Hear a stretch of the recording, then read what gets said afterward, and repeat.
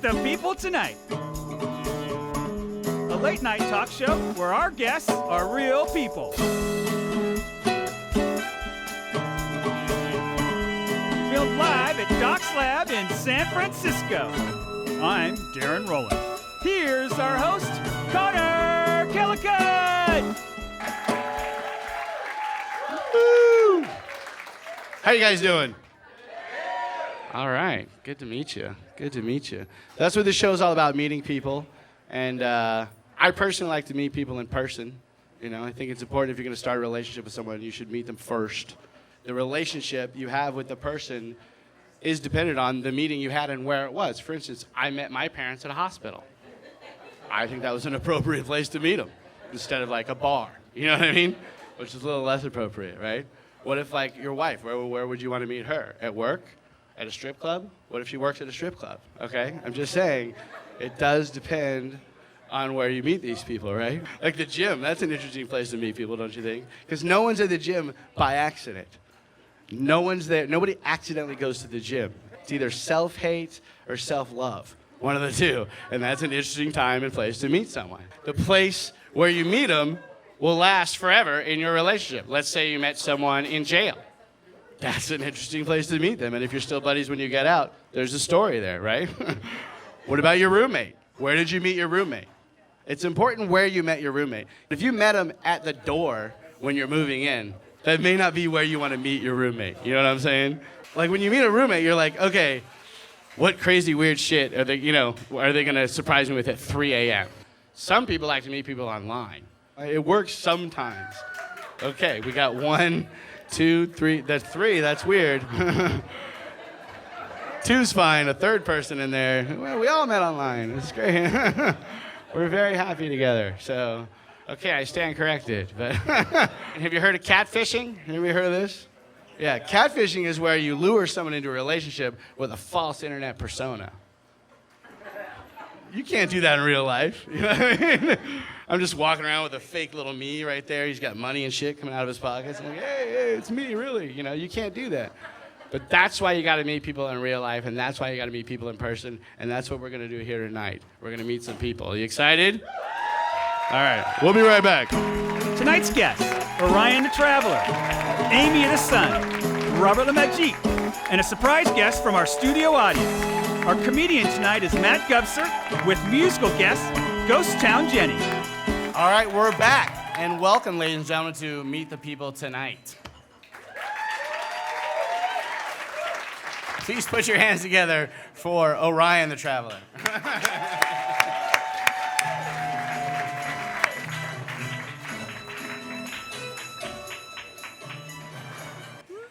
So this is Orion, ladies and gentlemen. I met Orion on some travels. Orion has made some very interesting choices in his life, and that is what excited me when I met him. That's a good word for it. Right. Yeah. That's exactly what. Okay, so. It's not the word I would use. No. When I met you, you had just moved to town, and you had been living in a shack. Is that correct?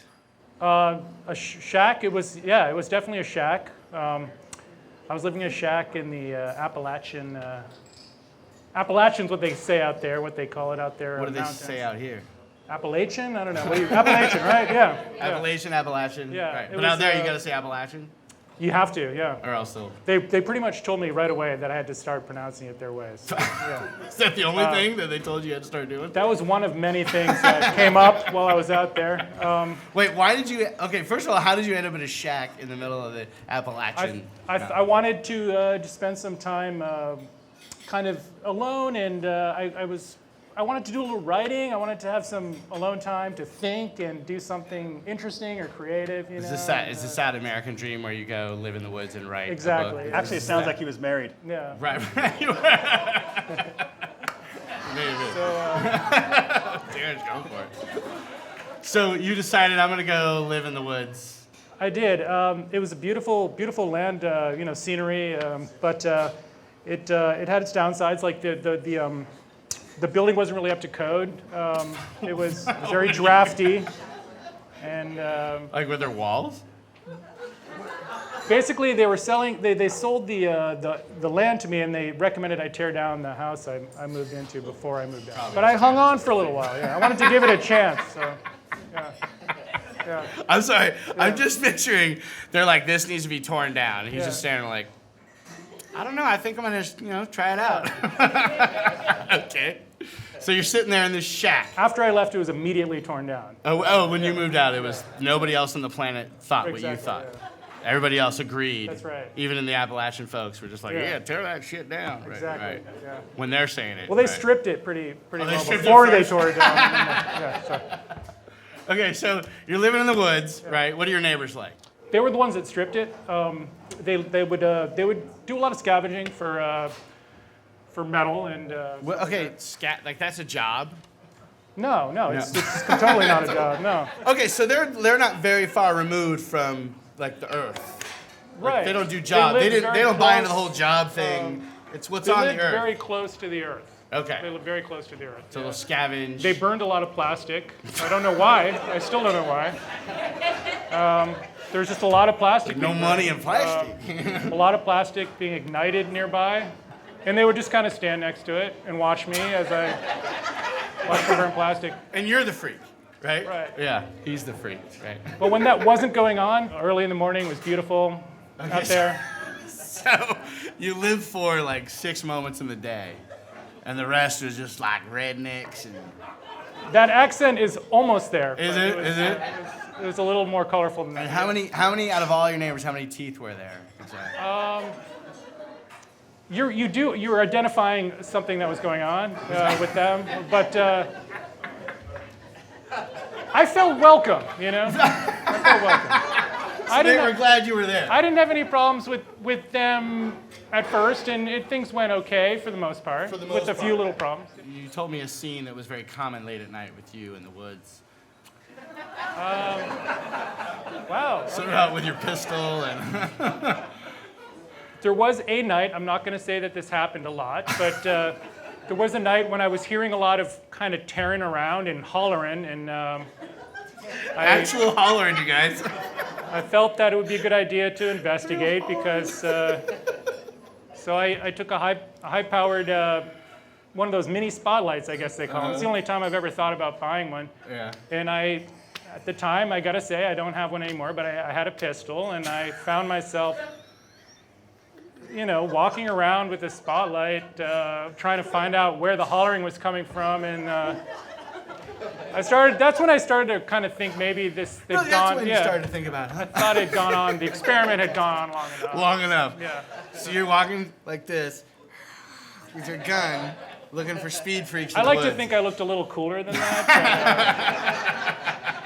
I'm not sure that you did. I was walking around in the woods like that. Yeah, so. And was there a popular drug amongst these folk? There was, I think it was whatever they could mix up or exchange burnt plastic for. Or, Here's I don't know what it was. burnt plastic. What can you give me for that? It wasn't, whatever it wasn't like a mellowing or relaxing. No, it kind wasn't one of those kind of I drugs. don't know what they were doing. So yeah. You didn't partake. No. Now here's the thing: is when Jane Goodall lived with the gorillas, Right. and I've heard about her. Yeah. it took her time, but there was a day she had to say, "I'm gonna go closer." And Oh yeah. did that day come for you? It happened a couple times. One time I noticed some tire tracks that were kind of like around my yard, Like Jane Goodall would have and noticed the gorilla. and I went out to ask if there had been any issues, if there was a reason someone had been driving all around my yard, and I came across these guys, and they were poking at something in a bucket. So, because like you said, I was feeling social that day, I went over and I looked in the bucket, and there was like a rattlesnake. I think it was a rattlesnake. I don't know what kind of snake it was. And he's like, "Hey, you like that snake?" And I was like, "Yeah, it's a big snake." He's like, "What are you planning on doing with that?" "Make me a belt." All right, sounds cool. And then after that, I realized that it was best to just kind of wave and tip your hat and just kind of, yeah. It's really about the way they look at you, the body language. It's like when they're tapping that bucket and kind of looking up at you. It's not really what they say. So Never what they right, say. yeah, definitely. I liked that time of my life. I had some crazy neighbors, and they made me feel uncomfortable at times. Yeah. But for the most part, you know. You had a good time? Yeah, definitely. Would you go back? No. I love that It's time. done. It's done. I would never go back. Yeah. It's insane. Okay, so what would you do with $100 million? Drop in your lap right now. $100 million. Boom. Right there. All right. Well, I would spend a couple $1 million to improve the quality of the liberal arts education in the Appalachian Mountains. That's a worthy cause. All right, superpower. You had your choice. What superpower would you have? I'm going to go with teleportation. Yeah, teleporting. I'm going to go with teleporting. Now, would you use it for good or evil? Well, you know, I would start off using it for good, but as the power corrupted me, I would use it more and more frequently for evil. You know? Ladies and gentlemen, Orion. Stay right here. We're going to go to commercial. There's one person nobody can resist, and that's a baby. So love made Baby Soft with the innocent scent of a cuddly, clean baby that grew up very sexy, informing bath, body lotion, body powder, and body mist. So innocent it may well be the sexiest fragrance around. Love's Baby Soft, because innocence is sexier than you think.